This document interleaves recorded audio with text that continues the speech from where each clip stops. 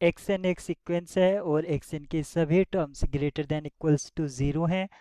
आपको दे रखा है limit of -1 raise to the power n x n exist करती है, तो हम इसको एल कॉल कर देते हैं।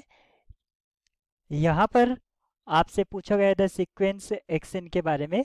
एक्स एन कन्वर्जेंट होगी, डाइवर्जेंट होगी, कॉची होगी, बाउंडेड या अनबाउंडेड, इस तरह से। अगर एक्स एन कन्वर्जेंट है तो कंपल्सरी ये कॉची होगी, और कॉची है तो कन्वर्जेंट होगी। कन्वर्जेंट है साथ ही साथ ये बाउंडेड भी होगी, क्योंकि every convergent sequence is bounded. तो हम एक्सएन के बारे में पता करते हैं कि एक्सएन क्या है। तो हम इसको एक्सएन को मतलब एक्सएन के बारे में पता करने के लिए जो हमें दे रखा है limit -1 raise to the power n x n exist करती है, तो हम इसको एल कॉल कर देते हैं।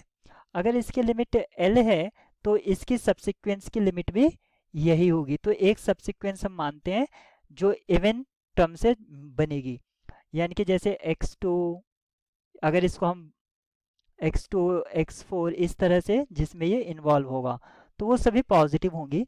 तो उसमें क्या होगा, x2 x4 और x6 ये वाली जो सीक्वेंस है ये भी एल को जाएगी, और जो एक तरह से हमारी और नंबर से बनेगी, यानी कि -x1 -x3 -x5 ये भी आपकी एल को जाएगी। क्योंकि ये वाली जो आप देख रहे हैं सब सीक्वेंस है x2 x4 x6 equals to L है। अब हम इसको yn कॉल कर देते हैं। yn क्या है, x इवन नंबर। अगर ये हमारे yn है तो इसकी लिमिट l है, इसकी लिमिट ऑफ yn क्या हो जाएगी, l। और अगर हम इसको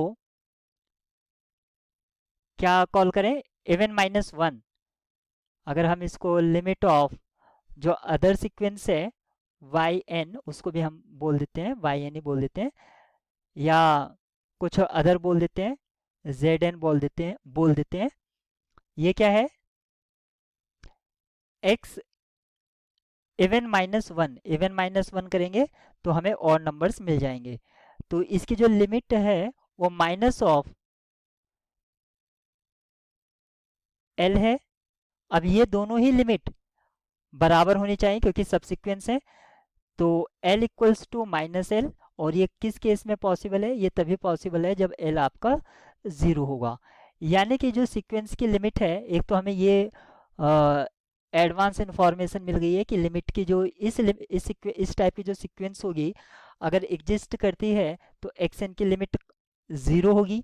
0 है यानी कि कन्वर्जेंट है तो कॉची भी होगी, अनबाउंडेड हो नहीं सकती, डाइवर्जेंट भी नहीं हो सकती है, और नॉट अ कॉची ये भी नहीं हो सकता है। ऑप्शन बी यहाँ पर करेक्ट होगा।